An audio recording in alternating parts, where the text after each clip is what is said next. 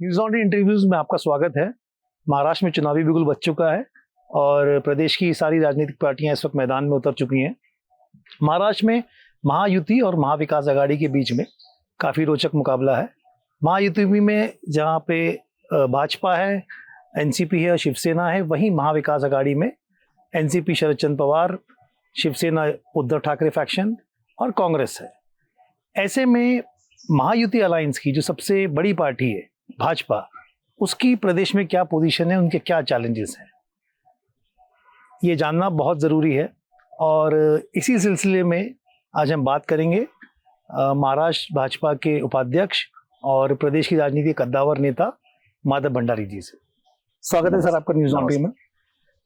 तो सर सबसे पहले मैं शुरुआत करना चाहूँगा कि अभी ये जो करंट पॉलिटिकल लैंडस्केप है स्टेट का, ये 2019 से इसमें क्या फ़र्क दिखता है आपको?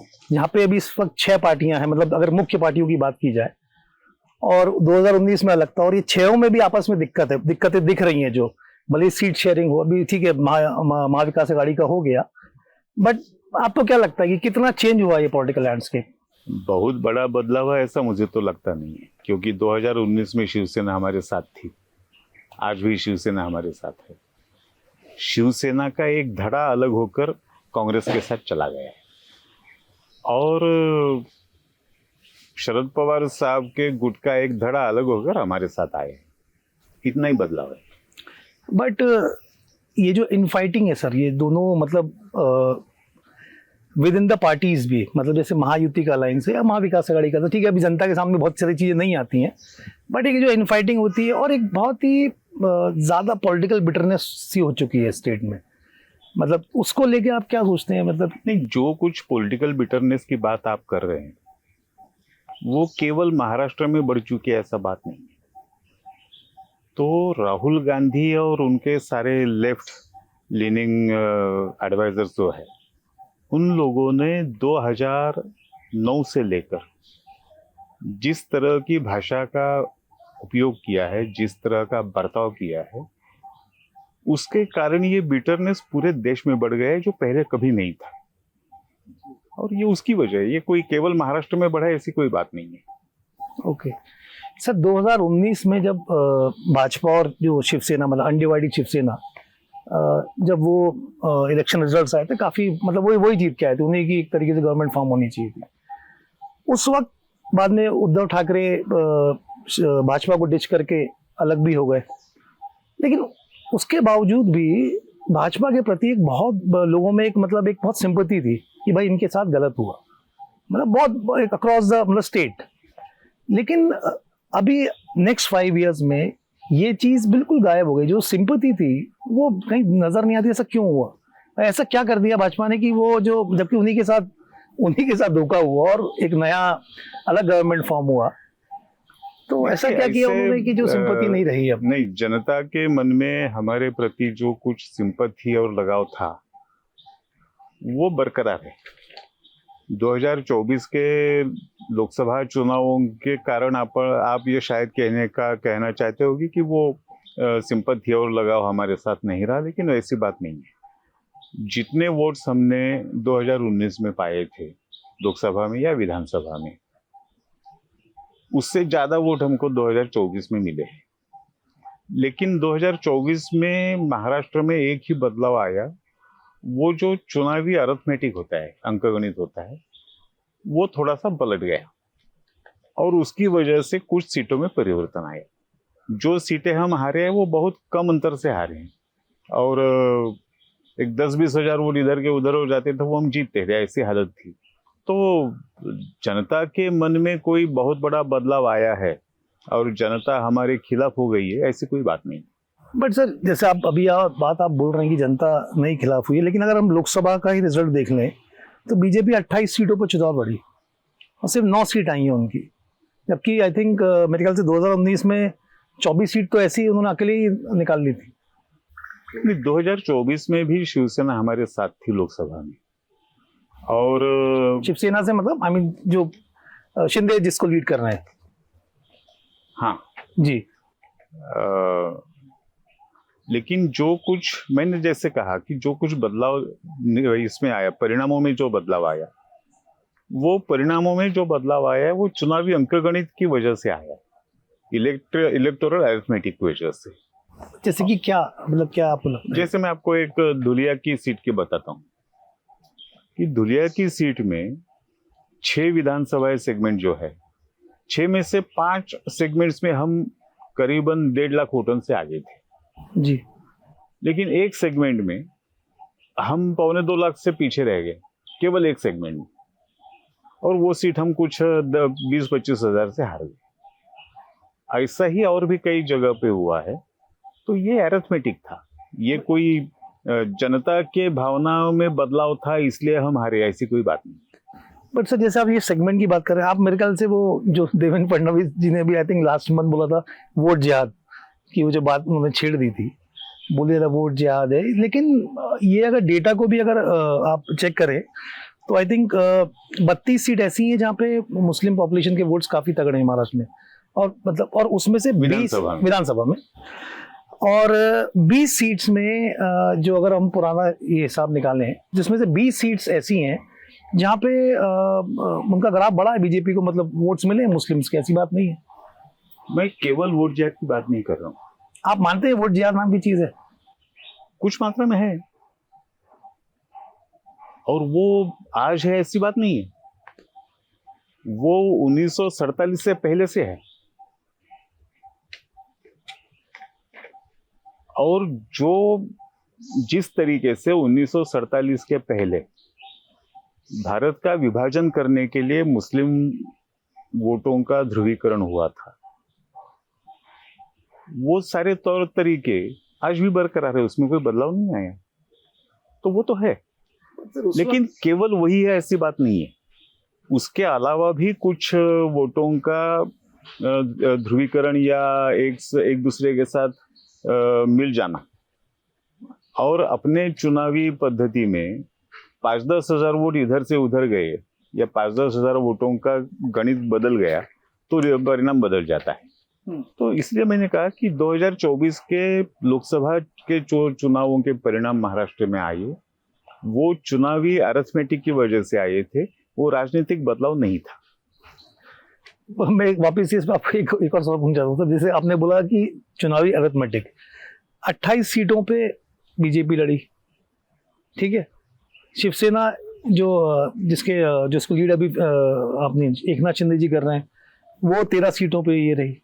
उसके बाद जो 4 सीटें हैं एनसीपी ने फाइट की, तो मैक्सिमम सीट्स तो बीजेपी ने ही फाइट की। फिर भी वही मैंने कहा ना कि एक एक चुनावी क्षेत्र में किसी न किसी गुट का जो वोट्स थे, अच्छा, वो थोड़े से इधर उधर शिफ्ट हो गए जी, या उनका समीकरण बदल गया, उसकी वजह से वो नतीजे आए हैं। आप जब विधानसभा के नतीजे देखोगे तो वो बिल्कुल इसके विपरीत होंगे। सर ये जो मतलब मराठा रिजर्वेशन का इशू है, और उसमें जो ये जो मनोज जरांगी पाटिल हैं जो उसको लीड कर रहे हैं, वो सेलेक्टिवली आपने देखा होगा कि मैंने क्या, सभी ने मतलब जो देखते हैं वो सिर्फ देवेंद्र फडणवीस को टारगेट करते हैं।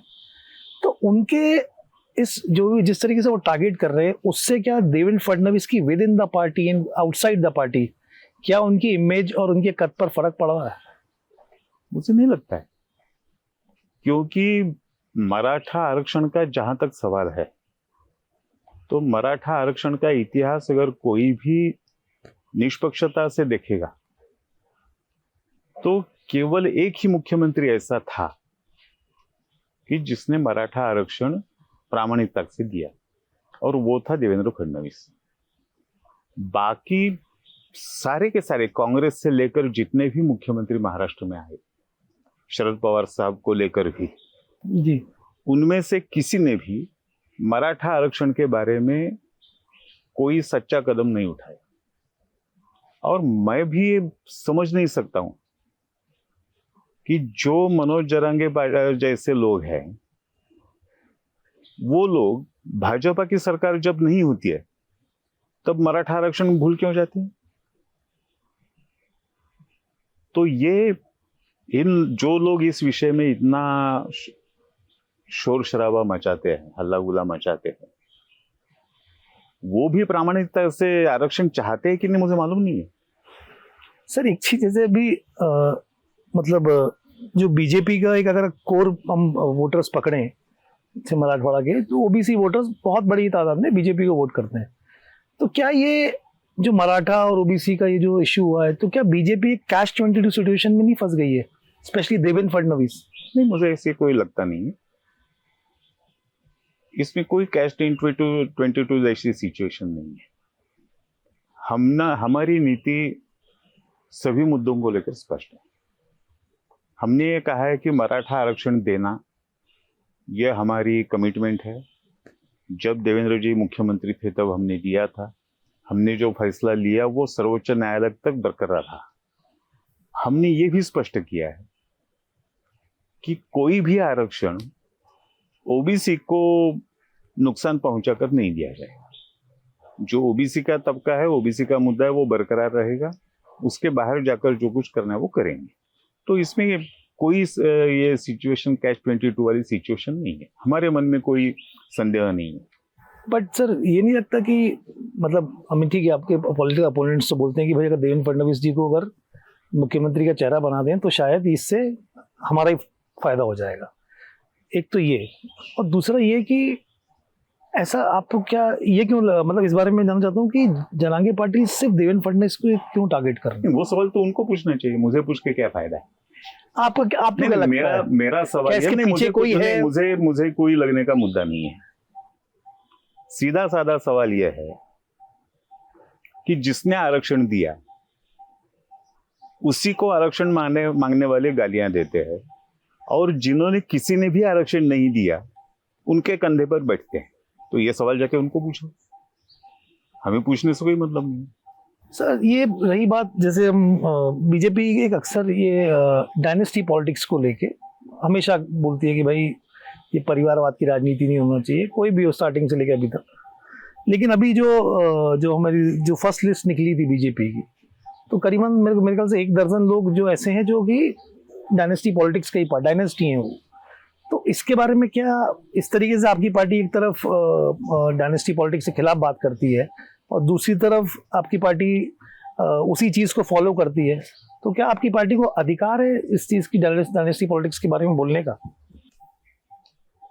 डायनेस्टिक पॉलिटिक्स जिन्होंने देश में लाया, जिन्होंने उसको बढ़ावा दिया, जिन्होंने देश को और एक एक स्टेट को अपने डायनेस्टी की मालकियत समझी, ऐसा लोग ये सवाल हमें पूछते हैं, इसका मुझे बहुत अचरज लगता है। एक तो ऐसा है कि महाराष्ट्र में या देश में भाजपा ने, पार्टी हो या देश हो, किसी भी डायनेस्टिक की प्रॉपर्टी नहीं माना है और नहीं बनाया है। हमारे देश के प्रधानमंत्री, हमारे पार्टी के अध्यक्ष, हमारे महाराष्ट्र के मुख्यमंत्री, हमारे महाराष्ट्र के उप मुख्यमंत्री, हमारे महाराष्ट्र के पार्टी के अध्यक्ष, इनमें से कौन डायनेस्टी से आया?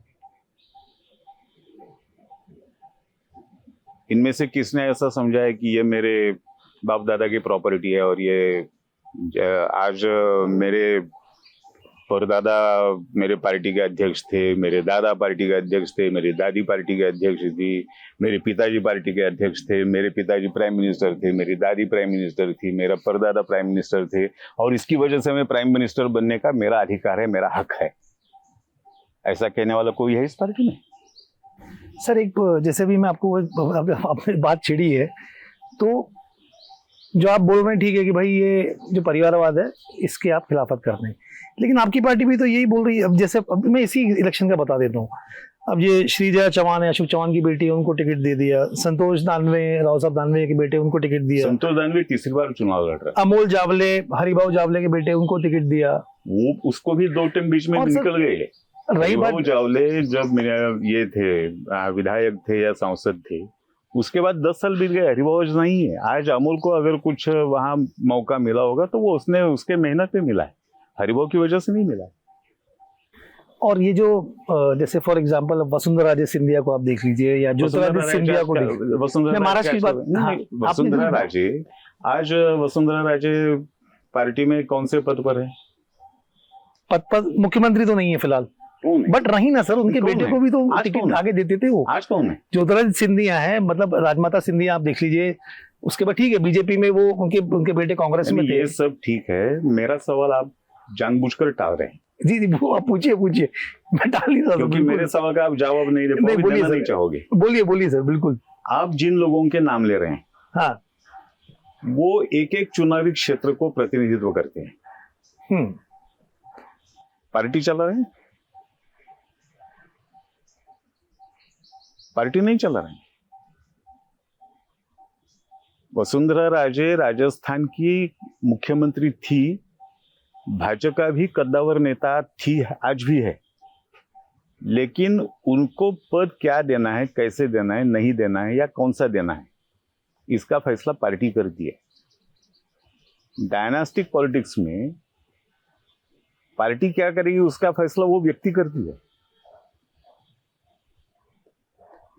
आप कांग्रेस से लेकर समाजवादी पार्टी तक, लालू की पार्टी तक, या महाराष्ट्र में शरद पवार साहब की पार्टी हो या उद्धव ठाकरे पार्टी हो, उसके फैसले कौन करता है? एक व्यक्ति करती है ना। एक व्यक्ति कौन? कोई जो पार्टी को पार्टी का मुखिया जो होगा जी, वो फैसला करती है। तो सर ऐसे तो बीजेपी में आप गोपीनाथ मुंडे जी को देख लीजिए, उनकी बाद में बेटियां आई, अपना प्रीतम मुंडे, उनको टिकट मिला, पंकजा मुंडे उनको मिला। वही कहा मैंने कि आप अपने स्टाइल से, अपने तरीके से, जो आपकी आदत है, आपके स्कूल की आदत है, मेरा सवाल उसको बगल दे रहे हैं। मैं जो कह रहा हूं उसको आप बगल देने की कोशिश कर रहे हैं कि यहाँ पार्टी किसी एक व्यक्ति के मर्जी से नहीं चलती। यहाँ पार्टी जो चलती है वो सामूहिक नेतृत्व के आधार पर चलती है, और ये जो सामूहिक नेतृत्व है वो डायनास्टी से नहीं आता है। That is it is very simple and is that simple. लेकिन जिनकी मानसिकता लोकतंत्र तंत्र की होगी वही ये सिंपल सिस्टम जो है समझ पाएंगे। जिनकी मानसिकता जी सर लोकतंत्र की नहीं है, फैसिस्ट है, वो ये सिंपल सिस्टम नहीं समझ पाएंगे। आप ये सिस्टम अगर समझ नहीं पाते हैं तो वो आपका प्रॉब्लम है। ठीक है सर ठीक है सर, ठीक है। मैं वापस से एक मतलब अभी हमारे स्टेट में 2019 तक या उसके पहले भी अलायंसेस थे, इलेक्शन होते थे, चलता था। अभी पिछले 5 सालों में अगर आप देखें तो एक मतलब इतना वो मतलब अगर आप देखें तो स्टेट का हाल हरदम राजनीति पे रहता है कि भाई अब कौन किसके साथ जा रहा है, कौन किसके साथ सरकार बना रहा है, अब किसकी सरकार गिर ना जाए, कौन कहीं और ना चले जाए। तो ये इससे आपको नहीं लगता कि एक बहुत पॉलिटिकल एक मतलब बोलते ना अनस्टेबल सा एक माहौल हो चुका है प्रदेश का? एक तो देखिए महाराष्ट्र में ये जो स्थिति बन चुकी है ये बहुत ही प्रवाही स्थिति है, फ्लूइड सिचुएशन है, और उसकी वजह से आप जैसा कह रहे हैं वैसे अस्थिरता है, जरूर है। लेकिन मेरी दृष्टि से ये एक परिवर्तन का समय है। महाराष्ट्र की जो राजनीतिक सेटिंग पिछले 4-5 दशकों से थी और जो एक स्टैग्नेंट थी, वो स्टैग्नेंसी तोड़ने की कोशिश हम कर रहे हैं। और वो स्टैग्नेंसी तोड़ने की कोशिश जब हम करते हैं, कोई भी करता है, केवल हम करते हैं ऐसे, कोई भी स्टैग्नेंसी तोड़ने की जब कोशिश करते हैं तो वो सिचुएशन फ्लूइड हो जाती है और वो सेटल होने में कुछ ना कुछ समय लेती है। तो आज का जो माहौल दिखाई दे रहा है, अस्थिरता का माहौल दिखाई दे रहा है, मुझे ऐसा लगता है कि आने वाले शायद इसी चुनाव में ये बदल जाए। ओके सर, अभी जैसे जो मनोज जरांगे पाटिल हैं वो बोल रहे हैं कि भाई चुनाव लड़ेंगे और या कुछ कैंडिडेट्स खड़े करेंगे, कुछ वो ये भी बोलते हैं कि भाई किसको गिराएंगे वो डिसाइड करेंगे उस सब चीज़ों पे, और ले दे के वो जैसे मैंने आपको पहले बोला कि वो देवेंद्र फडणवीस का। तो इससे क्या चुनाव में अभी जो अपना विधानसभा चुनाव है उसमें बीजेपी को किस कदर नुकसान हो सकता है या नहीं हो सकता, और अगर नहीं हो सकता तो क्यों नहीं हो सकता? पहली बात तो ऐसी है कि ये जो कुछ बातें कर रहे हैं उनका प्रभाव क्षेत्र मर्यादित है।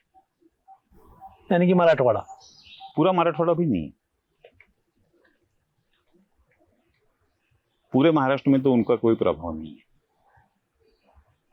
तो इसकी वजह से जिस मर्यादित क्षेत्र में वो कुछ प्रभाव डाल सकते हैं, वहां की रणनीति हम दूसरे तरीके से तय करेंगे, बाकी जगह की रणनीति हम तय करेंगे और हमें नुकसान ना पहुंचे इसकी ज्यादा से ज्यादा कोशिश हम जरूर करेंगे। हाँ, क्योंकि आपकी जो 16 आई थिंक मराठवाड़ा में जो 16 कैंडिडेट, 13 तो आई थिंक मराठाज ही हैं, I mean BJP first list में। हाँ, लेकिन जो है वो पहले से है, ऐसे केवल आज उनको इनकी वजह से मराठा कैंडिडेट दिए ऐसी बात थोड़ी है जी, वो पहले भी चुन के आए।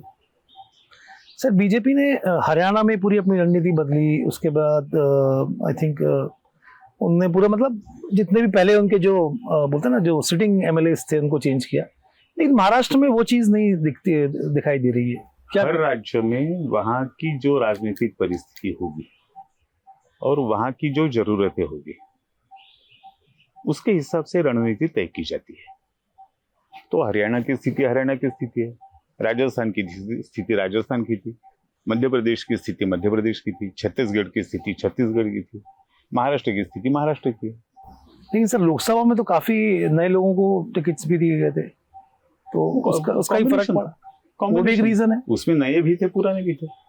सर तो ये जो लाड़की बहन योजना जो अभी महाराष्ट्र सरकार ने लॉन्च की, तो ये तो चुनाव के पहले ही इसको मतलब क्यों लॉन्च किया गया, और क्या आपको लगता है कि जैसे मध्य प्रदेश में भी जो पिछले साल चुनाव हुए थे उसके पहले लॉन्च हुआ था और वो मध्य प्रदेश के पूरे समीकरण बदल गए थे उसके बाद से, आपको क्या लगता है कि महाराष्ट्र में क्या ये योजना मध्य प्रदेश की तरह कारगर साबित होगी? मध्य प्रदेश में ये योजना बहुत सालों से चल रही थी। शिवराज जी जब पहली बार चीफ नहीं सर, वो तो लाडली लक्ष्मी थी, नहीं उसको ही उन्होंने थोड़ा बहुत मॉडिफाई करके। नहीं सर, लाडली लक्ष्मी में तो पूरा वो मतलब एक बच्चियों के लिए और वो औरतों के लिए वो अलग से था। ये लाडली जो बहन, लाडली बहना वहां पे मध्य प्रदेश में, और ये लाड़की बहन अपने महाराष्ट्र में, तो ये तो इसमें तो ये बिल्कुल नई योजना आई है। और जो इसका फैक्टर मेन था कि भाई मध्य प्रदेश में जब ये आई इलेक्शन के पहले वहां पे भी आई, और रिजल्ट मतलब उस वक्त ये माहौल था कि भाई कांग्रेस जीतने वाली है और भाजपा हारेगी, लेकिन आई थिंक मध्य प्रदेश में बीजेपी ने रिकॉर्ड बना दिया, इतनी सीट्स निकाल के आ गए उस चुनाव में। अब महाराष्ट्र में भी एक जनरल माहौल है कि ऐसा बोलना कि एमवीए का पल्ला भारी है और महायुति शायद नहीं होगी, क्योंकि जो लोकसभा का रिजल्ट है उसके बेसिस पे भी। तो अब ये योजना आई है, और आपको क्या लगता है क्या इसका रीजन है इसको एक तो इस वक्त चुनाव के पहले लाने का, और दूसरा क्या ये कारगर साबित होगी मध्य प्रदेश की तरह महाराष्ट्र में? योजना तो कारगर साबित होगी, इसमें मुझे कोई शक नहीं है, कोई संदेह हमारे मन में नहीं है। और ऐसा है कि हम जब सत्ता में आए तो हमको केवल सिर्फ 2 साल मिले, तो 2 सालों में जो कुछ मुद्दे सामने आए थे उनमें से जो योजनाएं बनानी चाहिए थी उसकी तैयारी करते करते ये योजना सामने आई, हमने शुरू कर दी। और वो कहने के लिए अगर चुनाव के पहले आई तो क्या है तो इसका आ सकती है, बट क्या इसका मकसद सिर्फ चुनाव जीतना नहीं है? ऐसा थोड़ी है, वो तो कांग्रेस के तौर तरीके है।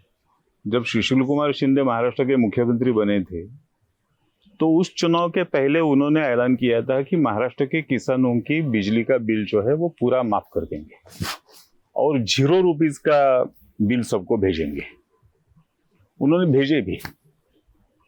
चुनाव खत्म हुए, कांग्रेस को बहुमत मिला, सुशील कुमार शिंदे जी मुख्यमंत्री बने, और तुरंत दूसरे महीने में सभी किसानों को जो पिछली बाकी थी उसी को लेकर साथ बढ़ा हुआ बिल चला गया। जब लोग पूछने लगे तो शिंदे साहब ने जवाब दिया था वो तो चुनावी मामला था, हमने चुनाव में दिया था, चुनाव खत्म हो गया, मामला खत्म हो गया। ये भाजपा की ये नीति नहीं है। भाजपा ने एक बार जो योजना दी है, एक बार जो नागरिकों को दिया है, देने का ऐलान किया है, वो चुनाव जीतने के बाद निकाल लेंगे, ये भाजपा की मानसिकता नीति नहीं है और आज तक ये कभी नहीं हुआ। ठीक सर। सर एक ऐसा लीडर मेरे को आप बताइए कि जो एक्चुअली आपको मतलब बीजेपी को और उसके अलायंसेस को एक्चुअल में लगता है कि यार ये बंदा हमारा चैलेंजर है, मतलब ये एक ऐसा नेता है जिससे वाकई हमें मतलब चैलेंज मिलता है हमेशा। महाराष्ट्र में पूछा ऐसा नेता मुझे तो कोई एक शरद पवार साहब छोड़ दिए तो कोई लगता नहीं, उनके अलावा कोई नहीं। शरद पवार साहब का जो कुछ चैलेंज है, आह्वान है, वो भी मर्यादित है, लेकिन विरोधकों के पास पवार साहब की हैसियत का कोई नेता नहीं, ये पक्का है। Okay sir. और जो आपने लिमिटेशन बोला, उसका लिमिटेशन मतलब क्या रीजन है? देखिए, पवार साहब जब उनकी लोकप्रियता के चरम सीमा पर थे और सभी दृष्टि से बहुत ही ऊंचाई पर थे, उस वक्त भी महाराष्ट्र में उन्होंने 75 से ज्यादा सीटें नहीं जीती थी। और क्या कहना चाहिए। ठीक है सर। तो जब ये अभी अपना जो लोकसभा हुआ था तो सर एक सिंपैथी वेव थी कि मतलब ये वेव थी जो एक जनरल, आप उसको जो भी बोल रहे, मतलब एक माहौल था कि ये चल रहा था कि भाई शिवसेना और एनसीपी जो शरद चंद्र पवार उनकी पार्टी है, उनकी उसके प्रति वेव है, और शिवसेना यूबीटी के प्रति ये बोला जाता है कि भाई इन पार्टियों को तोड़ दिया गया है। ठीक है, क्या आपको लगता है कि वो सिंपैथी वेव इस असेंबली इलेक्शन में रहेगी? पहली बात तो ये है कि ये सिंपैथी वेव की जो बात है, it is a media creation. पिछले चुनावों में भी 2019 के पवार साहब ने सातारा में बारिश में खड़े रहते हुए भाषण किया था और फिर मीडिया ने उसका एक बहुत ही माहौल बना दिया कि पवार साहब ने इस उम्र में बारिश में भीगते हुए भाषण किए, इसकी वजह से महाराष्ट्र का पूरा माहौल बदल गया। माहौल बदला नहीं था, हमने 161 सीटें जीती थी। और अगर पवार साहब बारिश में भीगने की वजह से सिंपैथी वेव आई थी, तो जहां से भाषण किया था सातारा, वो सीट को एनसीपी हार गई। उसके बगल में जहां से एनसीपी के महाराष्ट्र प्रदेश के अध्यक्ष ने सीट लड़ाई थी, वो भी सीट हार गए। तो ये कहां थी सिंपैथी वेव? मैं सर ये इसकी बात कर रहा हूँ 2024 के लोकसभा चुनाव की, जब ये sympathy wave in the sense की जब दोनों पार्टियां बढ़ गई, एनसीपी के 2 टुकड़े हो गए। ऐसा है कि जो पार्टियां बढ़ गई वो उनकी समस्या थी। जिन लोगों ने जिंदगी भर जिन नेताओं के लिए काम किया था, जिन नेताओं की कुर्सियां उठाई थी, जूते भी उठाए थे, उन नेताओं को छोड़कर इतने सारे लोगों को निकल जाने की इच्छा हुई। ये समस्या उनकी थी, हमारा क्या था उसमें? उस समस्या का समाधान, उस प्रश्न का उत्तर उन्होंने अपने पास ढूंढना चाहिए था। हमारे सर पे ठिकरा फोड़ने का कोई कारण नहीं है, आज भी नहीं है। कि क्यों बटी पार्टियां? हाँ, क्यों बटी पार्टियां? अपने साथी आपको छोड़कर क्यों चले गए? या आप सोचो, आप उसकी वजह ढूंढो। तो मुझे नहीं लगता है कि पार्टियां टूटी इसकी वजह से कोई सिंपैथी वेव निर्माण हुई वगैरह, ऐसा कुछ नहीं है। मीडिया का माहौल है ये। मीडिया ने क्रिएट किया है। ठीक है सर। ये हमारे स्टेट में जो है कि फार्मर सुसाइड का मुद्दा एक बहुत गहन वो है, और सरकारें आती जाती रहती हैं, लेकिन वो मुद्दा जो है एक तरीके से वो एक फिक्स प्रॉब्लम टाइप का हो गया है। तो भाजपा उस चीज को किस तरीके से, मतलब अगर आती भी है या थी भी पहले भी, तब भी वो चलते ही आ रहा है वो इशू, उसका निराकरण आपको क्यों नहीं दिखता है? कि मतलब कोई भी पार्टी, मैं बीजेपी की बात नहीं कर रहा, कोई भी पार्टी। देखिए, इस विषय की चर्चा दूसरे तरीके से होनी चाहिए, राजनीति की दृष्टि से नहीं होनी चाहिए। उसमें जो मुद्दे जुड़े हैं उसकी बिल्कुल प्रामाणिकता से चर्चा होनी चाहिए। वास्तविकता क्या है इसकी चर्चा होनी चाहिए, और उसका समाधान उसके अलावा नहीं निकल सकता। जी, ओके। मतलब पॉलिटिकल स्पेस को मतलब नहीं उसको कर सकते कि ओके सर। सर ये जो अभी जैसे उत्तर महाराष्ट्र का जो इलाका है, यहाँ पे लगभग आई थिंक 35 असेंबली सीट्स हैं और 6 लोकसभा सीट हैं। मैं फार्मर डिस्ट्रेस की बात हुई इसलिए इस सवाल की मैंने किया। तो जो ये अनियन किसान, जो कांदा किसान, जो उसकी का जो इशू चल रहा था, एक्सपोर्ट पे बैन लग गया था, फिर मई में बैन हटा दिया। लेकिन जो अभी इस बार लोकसभा में सिर्फ एक सीट आई है बीजेपी की, 6 में से एक, जबकि 2019 में बीजेपी की 5 सीट्स आई थी वहां। तो ये इतना बड़ा फेरबदल, और क्या आपको लगता है कि इसका असर अभी ये जो डिस्ट्रेस है अनियन फार्मर्स में स्पेशली, उसका असर अभी असेंबली इलेक्शन में पड़ेगा? और दूसरी चीज एक की जैसे मुस्लिम कंसोलिडेशन की जब बात आप लोग करते भी हैं, बीजेपी भी ने भी किया, अगर मुस्लिम वोटर्स और मराठा वोटर्स एक हो जाते हैं उस बेल्ट में, तो क्या लगता है आपको बीजेपी की स्थिति क्या कहाँ पहुंचेगी? देखिए, ये सारे मुद्दे जो है, वो जो बात मैंने पहले कही थी चुनावी अंकगणित की, वो तो बदलता रहता है। पिछले बार ऐसा होता है, इस बार इसलिए इस बार ऐसा होगा, ऐसी कोई बात नहीं रहती। जो प्याज की पैदावार करने वाले किसानों के मुद्दे हैं, उसका क्षेत्र मर्यादित है। प्याज की पैदावार केवल उत्तर महाराष्ट्र में नहीं होती, महाराष्ट्र के अन्य इलाकों में भी होती है, यानी सातारा में सबसे ज्यादा उत्तर महाराष्ट्र में। बस सबसे ज्यादा ये भी सही नहीं है, कुछ मात्रा में है ज्यादा, लेकिन बाकी जगह जो होती है, नगर जिले में होती है, पुणे जिले में होती है, सातारा जिले में होती है, मराठवाड़ा के कई क्षेत्रों में होता है। तो ऐसा नहीं है कि प्याज ये केवल वहीं पैदावार है और बाकी कहीं नहीं, ऐसी बात नहीं है। प्याज की कीमतों को लेकर जो कुछ हल्ला गुल्ला होता है, जो कुछ होता है, वो लेकिन एक ही क्षेत्र में केंद्रित है, और उसकी वजह जो है वो खेती से ना जुड़ी हुई है, वो ज्यादातर राजनीति से जुड़ी हुई है, और उसका समाधान जो ढूंढना है उसके तरीके अलग रहते हैं। कौन सा क्षेत्र बोलना सर आप? मतलब नहीं, मैं इसमें ज्यादा विस्तार से आज बोलना नहीं चाहता हूँ। मैंने इसके बारे में कई बार बोला है, मैंने इसके बारे में कई बार लिखा है, तो आज से ज्यादा उस पर नासिक का बोल रहे हैं? नहीं, आज उस पर ज्यादा बोलने की आवश्यकता है। ठीक है सर।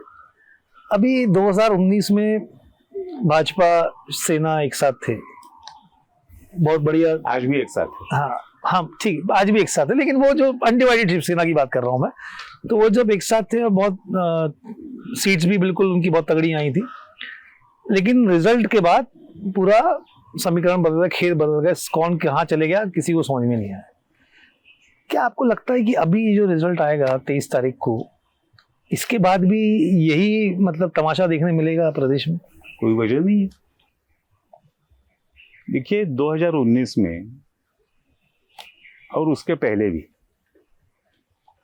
30-35 सालों से शिवसेना हमारे साथ जो थी, वो कुछ मुद्दों के आधार पर थी, और उसमें से सबसे अहम मुद्दा था वो हिंदुत्व का था।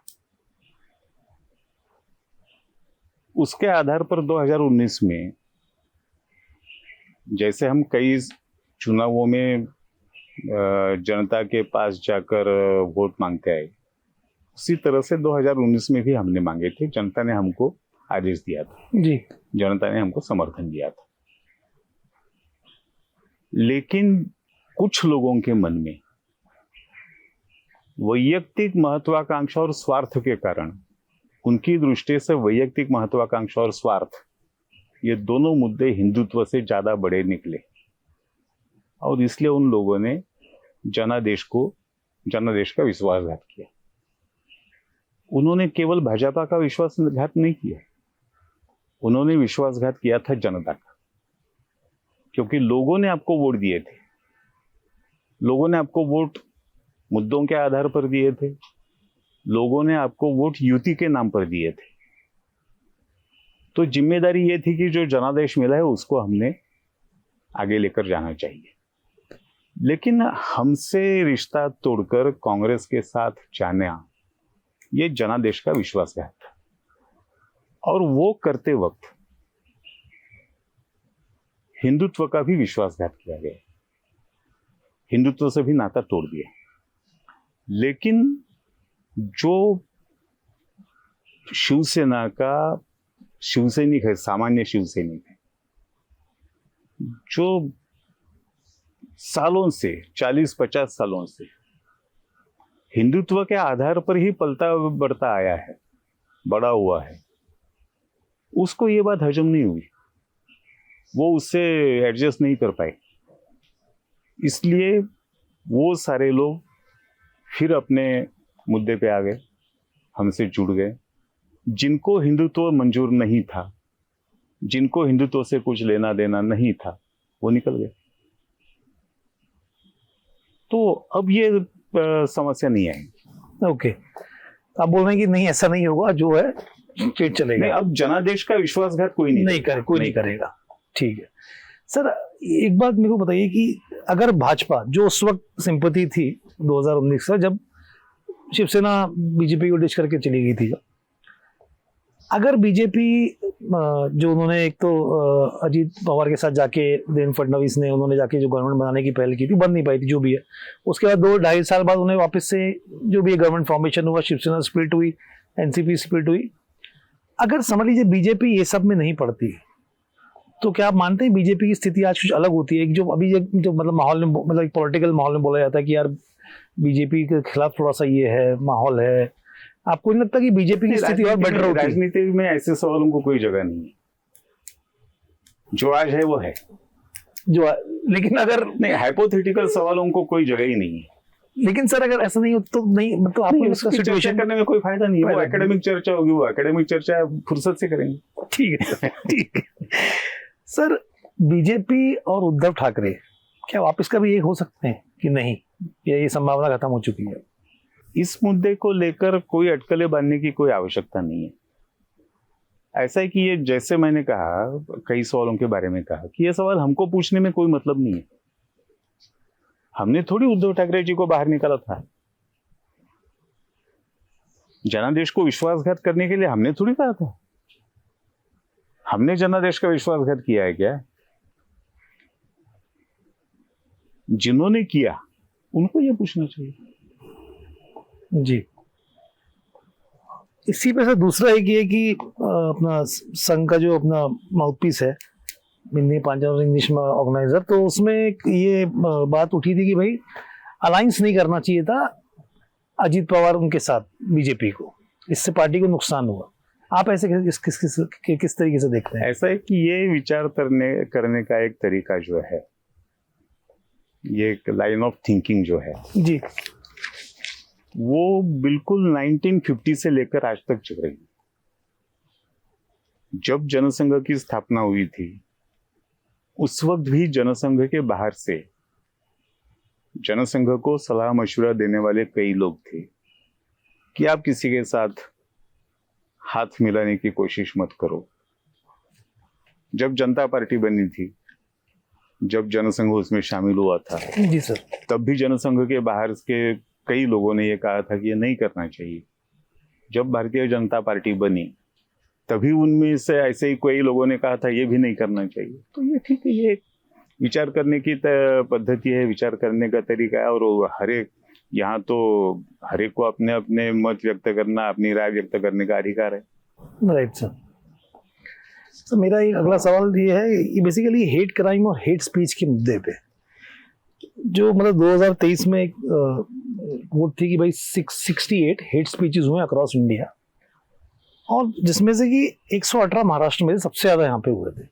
और हम भी पिछले दिनों में देखेंगे कि मतलब बोलते ना, कभी किसी वो एक मुस्लिम बुजुर्ग थे, उनको ट्रेन में पीट दिया था, या इस तरीके के और भी इंसिडेंसेस हुए हेट स्पीचेस के बहुत सारे। कोल्हापुर में, नगर में बहुत सारी इस तरीके की वारदातें बढ़ रही हैं। तो क्या एक महाराष्ट्र जैसे स्टेट के लिए, जो कि प्रोग्रेसिवली मतलब क्रांतिकारियों का प्रदेश रहा है, ये स्टेट रहा है, इतिहास में, हिस्ट्री में भी आप जाएंगे, तो एक ऐसा स्टेट में प्रोग्रेसिव कल्चर है बहुत ज़्यादा, तो ये जो हेट क्राइम और हेट स्पीचेस, ये किस तरीके से स्टेट की पॉलिटिक्स को अफेक्ट करेगा?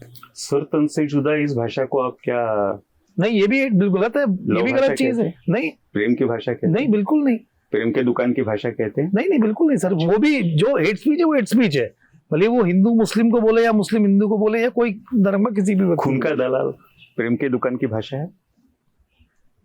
मौत का सौदागर क्या है? तो सिर्फ हम 2023 की बात क्यों करें?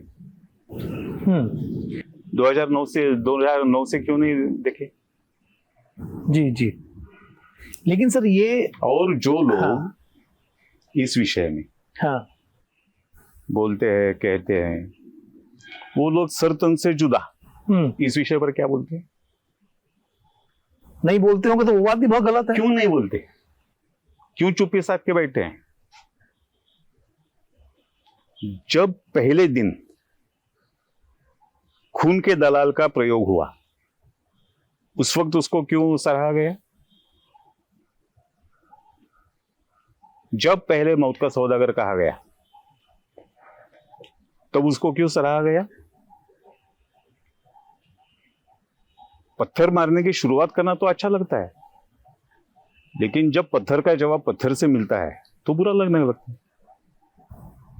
सर मैं ये बात कर रहा हूँ हेट स्पीच की, ये आप जो बात कर रहे हैं ये एक पर्टिकुलर व्यक्ति, पॉलिटिकल लीडर की बात कर रहे हैं। नहीं, मैं जिस हेट स्पीच की बात कर रहा हूँ ये पर्टिकुलर कम्युनिटी के अगेंस्ट बोल रहा हूँ। मैं पर्टिकुलर व्यक्ति की बात नहीं कर रहा हूँ। मैं पर्टिकुलर व्यक्ति की बात नहीं कर रहा हूँ जी। सर तन से जुदा किसका प्रयोग है? शब्द प्रयोग है, गलत है, वो भी हेट स्पीच भी है, वो गलत है। और वो किसने शुरू किया? बट सर ये बात भी सही किया? है, जो भी ये गलत है। मैं क्या बोल रहा हूँ कि हमारे स्टेट में एक पर्टिकुलर कम्युनिटी को केवल स्टेट को क्यों सिंगल आउट करते हो? सर महाराष्ट्र की राजनीति क्या पश्चिम बंगाल प्राकृतिक नहीं है? पश्चिम बंगाल में तो बहुत गलत चीजें हुई हैं, बहुत गलत चीजें हुई। पुरोगामी नहीं है। उल्टा मैं आपको कहूंगा, जहां जहां ये पुरोगामित्व है जी, वहीं पर हेट स्पीचेस ज्यादा है। कारण आप ढूंढिए, आपका ही इलाका है। लेकिन सर मैं ठीक है, मैं आपकी बात, आप जो बोल रहे हैं, आप बोल रहे हैं कि पश्चिम बंगाल में, मैं मेरा मकसद ये है कि मैं ये सवाल मेरा ये है कि हेट स्पीच हो, हेट क्राइम हो, उससे कोई भी देश का फायदा नहीं होता। देखिए, मैं हेट स्पीच और हेट क्राइम्स इसका समर्थन कतई नहीं करता, नहीं करूंगा, लेकिन उसकी एक जरूरत है कि ये सभी ने मानना चाहिए। केवल मैं मानूंगा और आप नहीं मानोगे तो कुछ नहीं होता है। Right sir. जी सर, अब जैसे कि एक सवाल और, 2-3 सवाल और हैं बस आखिरी के। तो सर आपको लगता है कि ये अलायंस के चक्कर में, मतलब जो अलग अलग पार्टीज के साथ भाजपा ने अपने जो बिल्कुल कर्मठ जो अपना कैडर थे, अपने लीडर्स थे, जिन्होंने पूरा बीजेपी को खड़ा किया है बेसिकली, उनको कहीं वो निगलेक्ट करते जा रहे हैं, मतलब, या निगलेक्ट किया है? ऐसा मुझे नहीं लगता है। देखिए, एक ऐसी बात है कि भारत जैसे विशाल देश में, और जहां विविधता ही उसकी नैसर्गिकता है, वहां अलायंस की राजनीति को कोई चारा नहीं। आने वाले 100 सालों में भी अलायंस को हम टाल नहीं पाएंगे। अगर हमने समाज के सभी तबकों को साथ लेकर चलना है, सभी लोगों को न्याय दिलाने की कोशिश करनी है। न्याय दिला पाएंगे ऐसी बात नहीं है, लेकिन कम से कम सच्चे दिल से कोशिश करनी है। तो अलायंस की राजनीति टाल नहीं सकते। अलायंस के अलावा समाज के जो छोटे मोटे गुट है, उनको सुरक्षा और संधि नहीं मिल सकती। उनको अपना आवाज उठाने के लिए जगह अलायंस के अलावा नहीं मिल सकती, और वो देना ये भारतीय राजनीति की आवश्यकता है। तो अलायंस की राजनीति तो भारत में रहने वाली है, आगे भी रहेगी, और उसमें कोई बुराई नहीं है। और उसमें अगर जो बड़ा है उसको कुछ बातें छोड़नी पड़ती है, उसको कुछ चीजें छोड़नी पड़ती है, तो उसमें कोई गलत नहीं है, करना पड़ता है। ठीक है सर। सर एक जो आप मतलब आपने स्टार्टिंग से बहुत मतलब संगठन के लिए भी काम किया है, बहुत आपका पूरा मतलब बेस रहा है, आपने अटल जी के ज़माने में भी काम किया है। तो अटल जी अडवाणी जी की जो बीजेपी थी और जो अभी जो बीजेपी है, मतलब जो जिसको लीड करते हैं अमित शाह, नरेंद्र मोदी जी, तो उसमें क्या आपको डिफरेंस दिखता है और कौन सा आपको ज़्यादा बेटर लगती है? देखिए, अटल जी अडवाणी जी जिस दिनों में पार्टी का नेतृत्व कर रहे थे, वहां की उन दिनों में जो देश की स्थिति थी, समाज की स्थिति थी, वही आज बरकरार है। वही बदली है, पीढ़ियां बदली है, सोच बदली है, जरूरतें बदली है, मुद्दे बदले हैं, सवाल बदले हैं, समस्याएं बदली है। तो वो तो बदलाव तो होता ही रहता है। और जो लीडरशिप है वो उस वक्त की लीडरशिप है, उस वक्त के वो सबसे बेहतर थे। आज के लिए, आज के जमाने में आज सबसे बेहतर। सर, आपको लगता है कि महाराष्ट्र के वापस से एक बार मुख्यमंत्री देवेंद्र फडणवीस बनेंगे कभी कि नहीं बनेंगे? ये तो पार्टी तय करेगी। ठीक है सर, अभी एक बस एक दो सवाल बचे हैं। ना मेरी है ना देवेंद्र जी की है। जी जी जी जी। सर, मैं कुछ लीडर्स के नाम बोलूंगा, मेरे को अगर डिस्क्राइब कर सके तो कुछ शब्दों में। देवेंद्र फडणवीस, क्या सोचते हैं? एक बहुत ही विजनरी और जिसको आने वाले 20-25 सालों का ये है विजन है, एडमिनिस्ट्रेटिव कैपेसिटीज है, एबिलिटीज है और बहुत आगे जाने की क्षमता जिसमें है, ऐसा नेता है। शरद पवार? शरद पवार जहां आज पहुंचे हैं, शायद ये भारत के सबसे अच्छे प्रधानमंत्री बन सकते थे, लेकिन नहीं बन पाए और उसकी वजह वही है।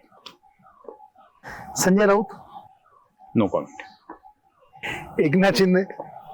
एकनाथ शिंदे एक महाराष्ट्र की राजनीति का अलग चेहरा है कि जो बिल्कुल एक सामान्य कार्यकर्ता से उठकर, सामान्य शिवसैनिक से उठकर मुख्यमंत्री तक आया है और जिसकी जड़ें समाज में जनता से जुड़ी हुई है, लोगों से जुड़ी हुई है और जिसको महाराष्ट्र की समस्याओं का आकलन है।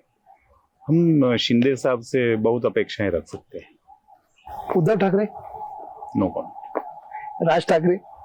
No comment. And Ajit Pawar? मुझे डर है कि क्षमता होते हुए भी शायद अजीत पवार साहब सही रास्ता ढूंढने में सफल नहीं हुए तो महाराष्ट्र एक अच्छे नेता का जो लाभ मिलना चाहिए वो महाराष्ट्र को नहीं मिल पाए। सर, एक लास्ट सवाल मेरा, आपका इतना पॉलिटिक्स में आपका इतना ये पकड़ रही है और आप इतने बड़े पद पे भी हैं और तो आप पॉपुलर भी हैं, आपका सबसे मेमोरेबल पॉलिटिकल मूवमेंट क्या रहा है अभी तक महाराष्ट्र की राजनीति में? जिस दिन हमने महाराष्ट्र में पहली बार अपने बलबूते सरकार बनाई 2014 में, वो हमारी दृष्टि से सबसे मेमोरेबल क्षण है, सबसे संस्मरणीय क्षण है। क्योंकि जब हमने राजनीति में काम करना शुरू किया 1980 में, तब हमें से किसी को ऐसा संदेह भी नहीं था या हमको किसी को डर भी नहीं लगा था कि कभी जाकर हम सत्ता में आएंगे, लेकिन आगे। ठीक है sir, thank you sir, thank you very much sir हमसे बात करने के लिए। Thank you.